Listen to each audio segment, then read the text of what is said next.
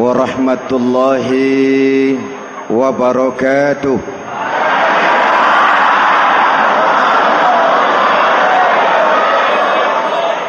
Alhamdulillahi rabbil alamin, wassalatu wassalamu ala ashrafil mursalin, sayyidina wa maulana Muhammadin wa ala alihi wa sahbihi ajmain, amma ba'du.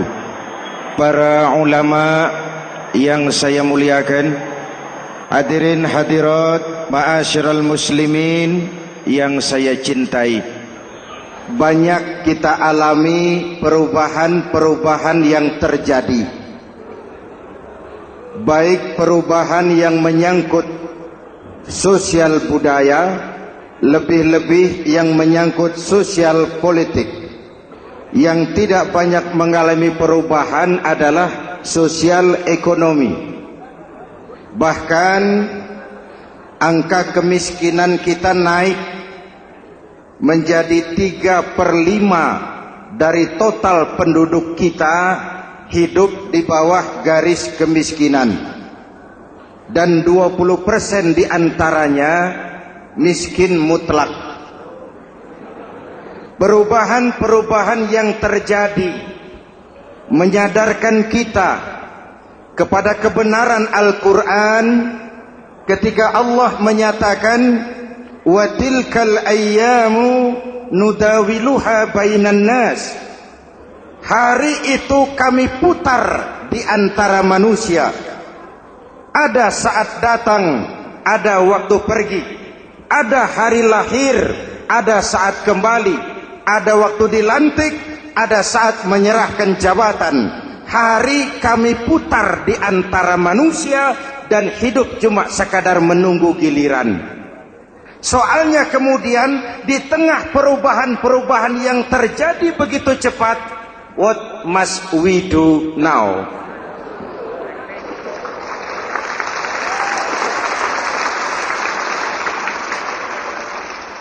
Saya juga gak ngerti itu.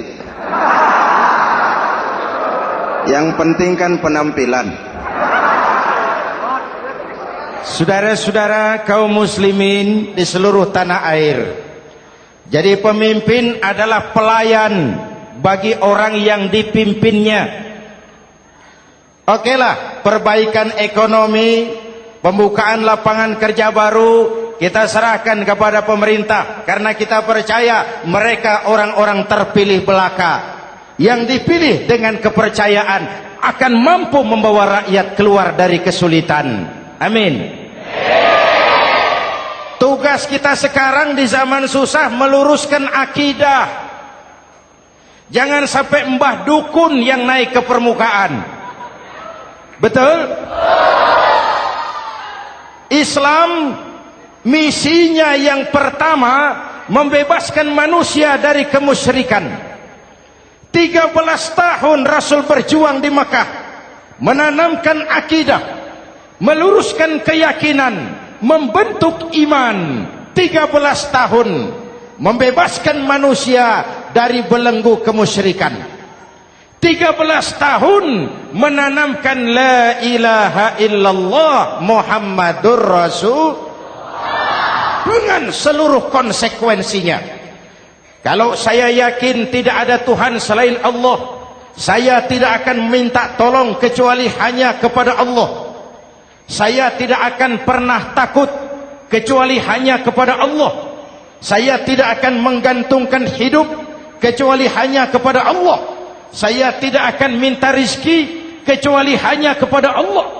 Saya tidak akan melarikan persoalan kecuali hanya kepada Allah. Kalau konsekuen dengan keyakinan ini, mbah dukun nggak dapat tempat.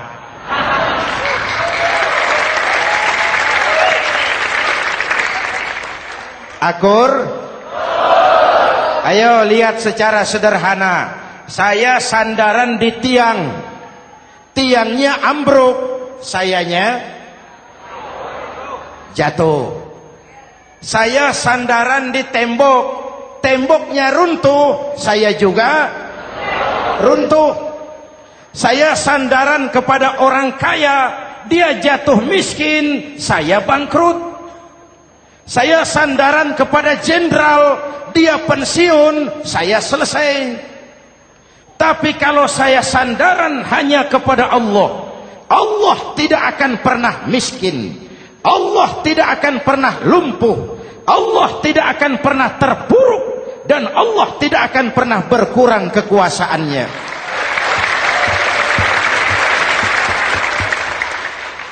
Maka umat Islam, sesulit apapun zaman yang kita hadapi, Allah juga tempat kita bersandar. Jelas? Selama ini kita iman dalam ucapan, tapi sekuler dalam perbuatan. Di masjid ada Allah, di kantor Allah tidak ada, maka korupsi merajalela.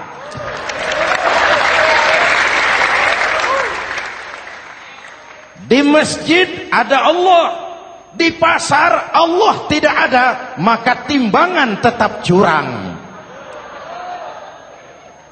Kita iman dalam ucapan, tapi sekuler dalam perbuatan. Oleh karena itu, sesulit apapun zaman yang kita hadapi, iman jugalah pegangan kita, Allah juga tempat kita bersandar. Boleh zaman berubah, akidah jangan sampai goyah. Karena iman kita hidup, untuk iman kita berjuang, dan dalam iman kita ingin kembali menghadap Allah Subhanahu. Selama ini manusia Indonesia kita lebih banyak diisi otaknya, hati sering kosong, agama dangkal, akidah rapuh, moral rendah. Memang kemudian muncul banyak orang-orang pintar, cuma sayang tidak benar. Indonesia kita bangkrut, Indonesia kita terpuruk, Indonesia kita sakit parah kalau diurus orang yang cuma pintar tapi tidak benar. Kita perlu orang-orang pintar, tapi kita lebih perlu orang benar. Jelas? Kalau cuma pintar tapi tidak benar, itu yang sering saya sampaikan, nanti disuruh ngurus beras malah nimbun beras.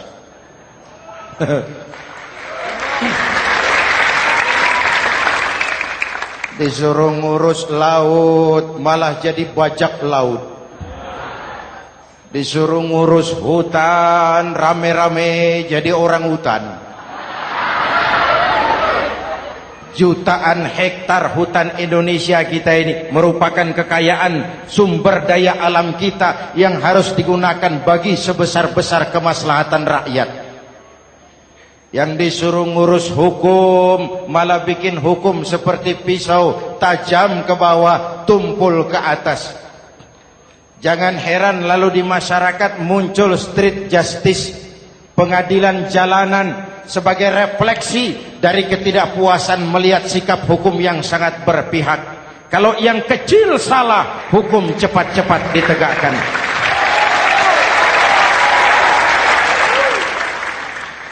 Lihat saja sekarang ini kalau orang terkenal banyak uang punya masalah, antri yang bela. Betul? Tapi saudara lihat si Marsinah di Jawa Timur, si Sengkon dan Karta di Jawa Barat, si Udin Bernas wartawan Jogja, terseok-seok mencari keadilan, sampai hari ini urusannya masih remeng-remeng. Kenapa bisa begitu? Jawabannya sederhana, tidak ada fulus. Ada fulus mulus, tidak ada fulus manfus. Betul? Jangan sampai para penegak hukum kita terjebak pada lagu baru, maju tak gentar membela yang bayar. Biar bertentangan dengan nurani, biar bertentangan dengan public opini, biar bertentangan dengan rasa keadilan. Siapa yang bayar, itulah majikan. Mau benar atau salah, belain terus. Kalau seperti inilah hukum kita, mafioso keadilan akan tetap gentayangan. Hadirin yang saya hormati, 13 tahun beliau berjuang di Mekah, meluruskan keyakinan, memantapkan akidah, meneguhkan iman. Dari situ segalanya dimulai, dan ke situ segalanya akan menuju. Intan paling mahal, mutiara paling berharga, tidak lain adalah nilai-nilai keimanan. Kalau itu sudah tergadai, apalagi yang bisa kita banggakan dalam kehidupan ini? Kita merasa harta kita berharga, belum ada artinya ketimbang iman. Kedudukan kita punya nilai pun belum ada artinya ketimbang dengan nilai-nilai keimanan. Itu intan paling mahal, itu mutiara paling berharga. Harta baru ada manfaatnya kalau dilandasi dengan iman. Jabatan dan kedudukan baru terasa gunanya kalau dilandasi dengan keimanan. Kalau jabatan lepas dari iman, yang akan lahir Fir'aun baru. Jelas? Kalau harta terlepas dari iman, yang akan muncul adalah konglomerat korun.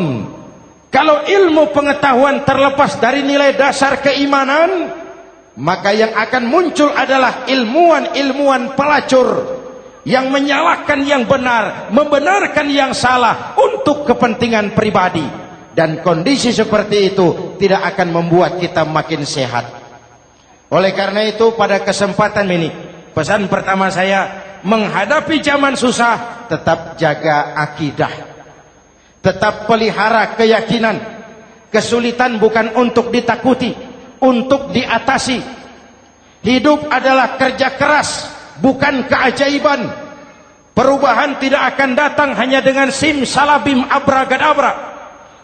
Perubahan tidak akan muncul hanya dengan berandai-andai. Perubahan tidak akan turun dari langit seperti turunnya embun di waktu malam. Perubahan adalah kerja keras, sehingga Al-Quran membimbing kita, innallaha la yughayyiru ma biqaumin hatta yughayyiru ma bi anfusihim. Allah tidak akan mengubah keadaan suatu bangsa kalau mereka tidak mau mengubah apa yang ada di dalam diri mereka. Yang ada di dalam diri itu rule of thinking, state of mind, cara kita berpikir, cara kita memandang kehidupan, cara kita mengatasi persoalan.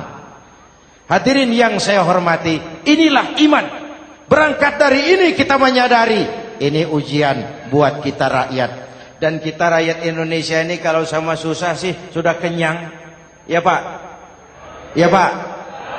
Kita ini sebagai bangsa mengalami apa yang disebut oleh Bung Karno up and down. Naik, turun, timbul, tenggelam, pasang, surut. 350 tahun dijajah oleh Belanda, kita susah. Berangkat Belanda masuk Jepang, susah lagi. Pergi Jepang, datang nikah, susah lagi. Lalu kita merdeka, dirongrong oleh berbagai pemberontakan, susah lagi. Makan bulgur, antri minyak. Lalu PKI berontak, susah lagi. Muncul orde baru, lama-lama susah lagi. Orde baru selesai, naik reformasi, mulai repot nasi, susah lagi.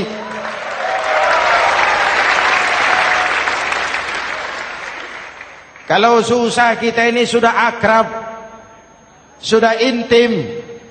Mestinya kalau sudah susah seperti itu, jangan salah sikap menyikapi kesusahan. Jangan sampai kita potong kompas, ambil jalan pintas, terjebak menghalalkan segala cara. Itu tidak akan menguntungkan, itu tidak akan menyelesaikan. Kalaupun selesai, nampaknya penyelesaian sesaat. Dan penyelesaian sesaat bukan penyelesaian yang sebenarnya. Karena itu tetaplah dalam koridor keimanan.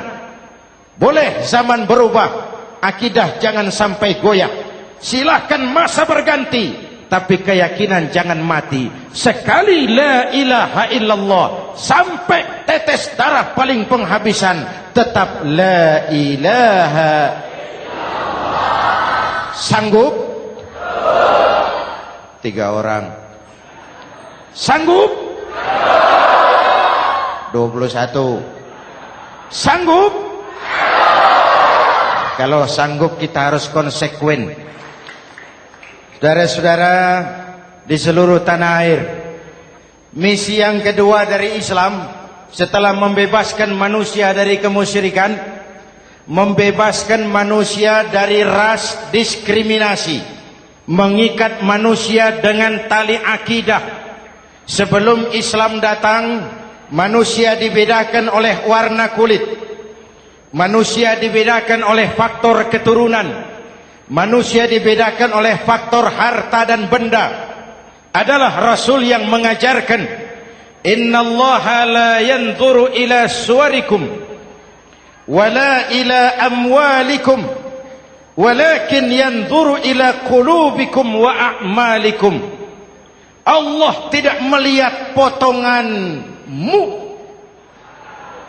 Allah tidak melihat hartamu. Yang Allah lihat itu adalah hatimu dan amal perbuatanmu. Jauh sebelum Amerika teriak-teriak membanggakan apa yang mereka sebut sebagai Declaration of Independence, Nabi sudah mengajarkan kepada kita semua, An-nas kulluhum li Adam wa Adam min turab, la fadla li Arabiyyin ala ujamiyyin illa bittaqwa. Seluruh manusia berasal dari Adam. Adam diciptakan dari tanah. Tidak ada kelebihan Arab dengan yang bukan Arab kecuali takwanya. Jauh sebelum Amerika mencanangkan bahwa semua manusia dilahirkan sama, that all men are created equal. Jauh sebelum itu Islam sudah membebaskan manusia dari ras diskriminasi. Apa dalam konteks kekinian menghadapi zaman susah tetap jaga kerukunan? Ya Pak, ya Bu, oi Bu. Menghadapi zaman susah tetap jaga kerukunan, baik antar umat seagama, antar umat beragama, maupun antar umat beragama dengan pemerintah. Menjaga kerukunan. Jangan saling sikat sikut di antara kita. Sebab kalau sudah rukun, saya ajak berhitung. 1 ditambah 1 sama dengan, itu matematika namanya. Hasilnya pasti. Tapi angka sosial hasilnya aneh. Saya ubah jadi angka sosial. Ayo kita berhitung lagi. 1 orang takut ditambah 1 orang takut sama dengan 2 orang setengah berani. Kenapa setengah berani? Karena sudah berdua. Tadi kan takut sendiri. Kalau sama-sama takut berkumpul jadi setengah berani. Kalau ditambah 1 orang takut lagi, 1 orang takut ditambah 1 orang takut ditambah 1 orang takut sama dengan 3 orang berani. Kenapa jadi berani? Karena sudah bertiga. Kita yang lemah, kita yang marginal, kita yang dikucilkan, bahkan kita yang dilecehkan, kalau mau rukun kita akan kuat dan tidak bakal dipermainkan orang.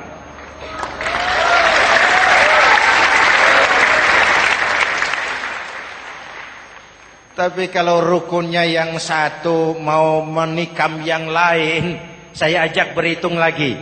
Yuk berhitung yuk. 1 ekor ayam ditambah 1 ekor musang sama dengan 1 ekor musang. Kemana ayamnya? Dimakan musang. Betul nggak nih hitungan? Ayo kita hitung lagi. 1 ekor ayam ditambah 1 ekor musang sama dengan 1 ekor musang. Kemana ayamnya? Dimakan musang. Jadi kalau kita suka kumpul dengan orang yang mau makan kita, selesailah kita.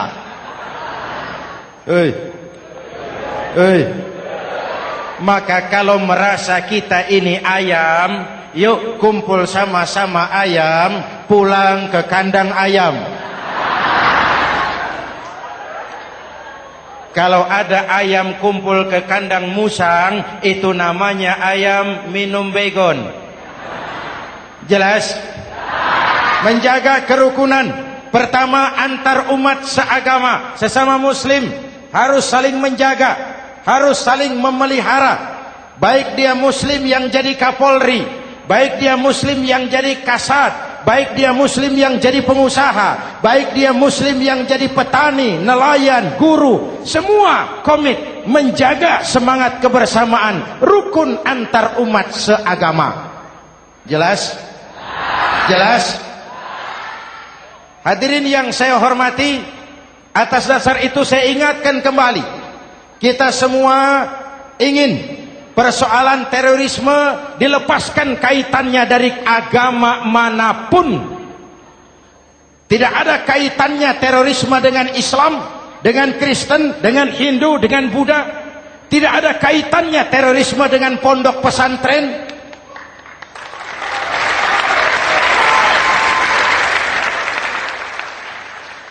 Jangan sampai pesantren jadi kambing hitam.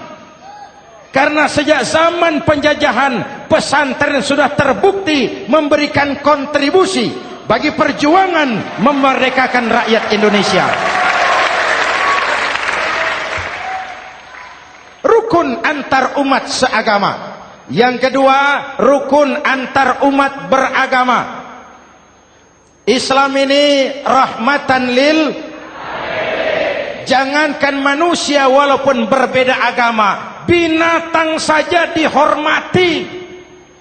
Ada hadis, fa iza zabahtum fa ahsinuz zibhata. Kalau kamu menyembelih hewan, sembelihlah dengan cara yang terbaik. Jangan menyembelih ayam dengan pisau tumpul.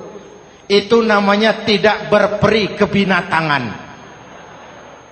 Yang kecil lagi, saudara buka babul istinja, makruh buang air kecil di tanah yang berlubang. Sebab apa? Pertama, menjaga kesehatan. Siapa tahu di lubang yang saudara buang air kecil itu ada gas beracun. Kalau tidak, melindungi binatang yang ada di dalam lubang. Siapa tahu di lubang yang saudara buang air kecil itu ada semut sedang rapat membahas terorisme. Apa dosanya lalu mati dikencingi? Ini namanya rahmatan lis semut. Binatang saja dilindungi. Maka perbedaan agama tidak harus menyebabkan kita bertolak belakang. Perbedaan agama bukan alasan untuk saling bermusuhan. Apalagi kita sudah menyadari tentang kemajemukan kita, tentang kebinekaan kita, tentang keragaman kita. Rukun antar umat beragama. Saling menghormati, saling menghargai, tapi tetap dalam batas lakum dinukum. Lalu rukun antar umat beragama dengan pemerintah. Hadirin yang saya hormati, yang benar kita dukung, yang salah kita perbaiki dan kita tegur menurut cara-cara yang diajarkan oleh agama kita. Dan sholat berjamaah, pendidikan bernegara yang paling bagus. Tadi kita sholat ada imam, ada makmum, betul? Makmum wajib ikut imam kalau imam benar sholatnya. rakyat wajib ikut pemimpin kalau pemimpin benar mimpinnya. Masyarakat Islam ini loyal. Masyarakat Islam ini bukan pemberontak. Masyarakat Islam ini taat dan setia. Kapan? Kalau imamnya benar. Imam takbir, makmum. Imam ruku, makmum. Imam i'tidal, makmum. I'tidal. Imam sujud, makmum. Tapi kalau imam keliru, mestinya imam ruku malah sujud. Salah imam ini. Tegur. Siapa yang wajib negur? Makmum yang saf terdepan. Anggota DPR.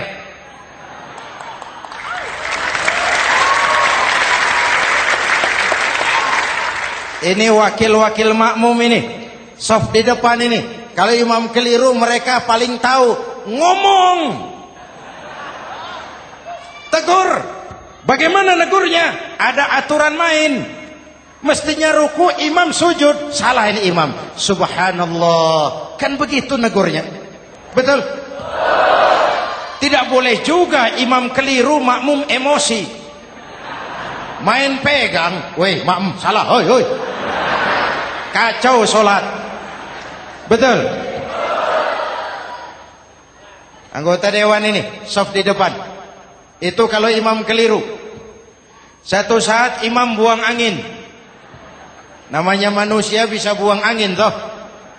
Apa makmum lalu berkata, demi kesetiaan saya kepada imam, imam buang angin, saya lebih keras lagi. Itu namanya fanatisme buta, loyalitas yang goblok. Imam buang angin, minggir. Iyyaka na'budu wa iyyaka nasta'in. Sampai situ imam buang angin, minggir imam. Lalu saf yang di depan maju. Tidak usah bikin solat baru, teruskan pekerjaan imam. Ihdinas siratal mustaqim. Teruskan. Kenapa? Kalau bikin solat baru lagi, nanti buang angin lagi. Bikin lagi solat. Kapan selesainya solat? Kapan selesainya membangun negara ini? Yang penting imam tahu diri, buang angin, minggir.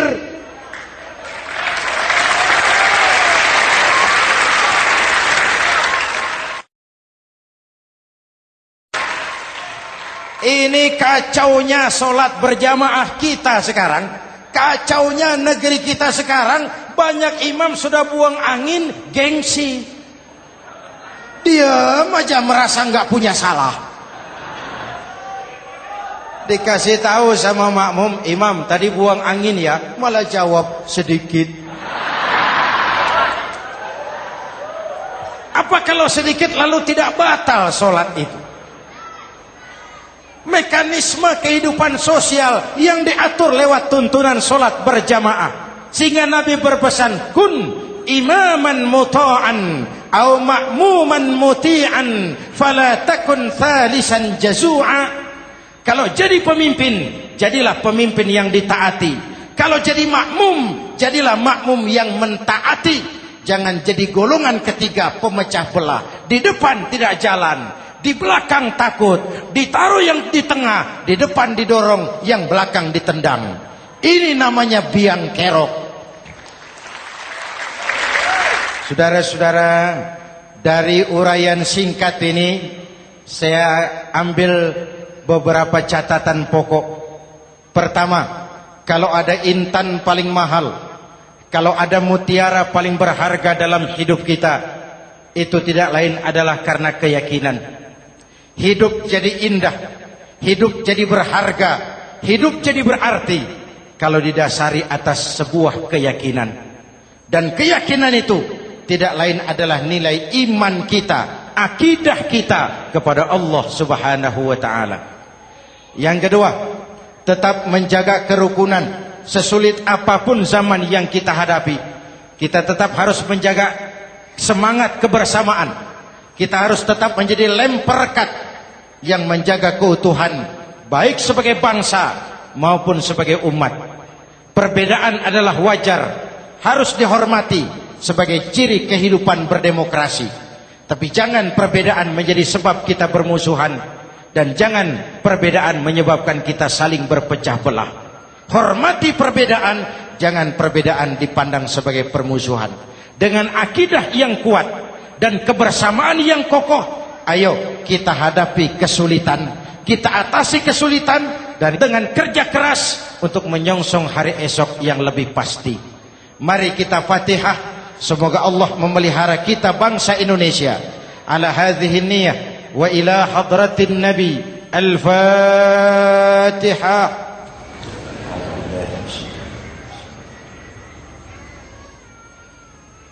Iyyaka na'budu wa iyyaka nasta'in. Ihdinas siratal mustaqim. Siratal ladzina an'amta 'alaihim. Bismillahirrahmanirrahim. Amin. Alhamdulillah Rabbil Alamin. Allahumma salli wa sallim mubarak ala Sayyidina Muhammadin wa ala alihi wa sahbihi ajma'in. Allahumma Rabbana taqabbal minna salatana wa siyamana wa qiyamana wa takhashu'ana wa ta'abbudana wa tammim taksirana ya arhamar rahimin. Allahumma aslih man fi salahihi salahul muslimin. Allahumma ahlik man fi halakihi salahul muslimin. Allahumma Rabbana la tu'akhizna in nasina aw akhtana. Rabbana wa la tahmil alaina isran kama hamaltahu ala alladhina min qablina. Rabbana wa la tuhammilna ma la taqata lana bih wa'fu 'anna waghfir lana warhamna. أنت مولانا فانصرنا على القوم الكافرين. اللهم اجعلنا من السعداء المقبولين ولا تجعلنا من الأشقياء المردودين. أفضل ما قلته أنا والنبيون من قبلي لا إله إلا الله.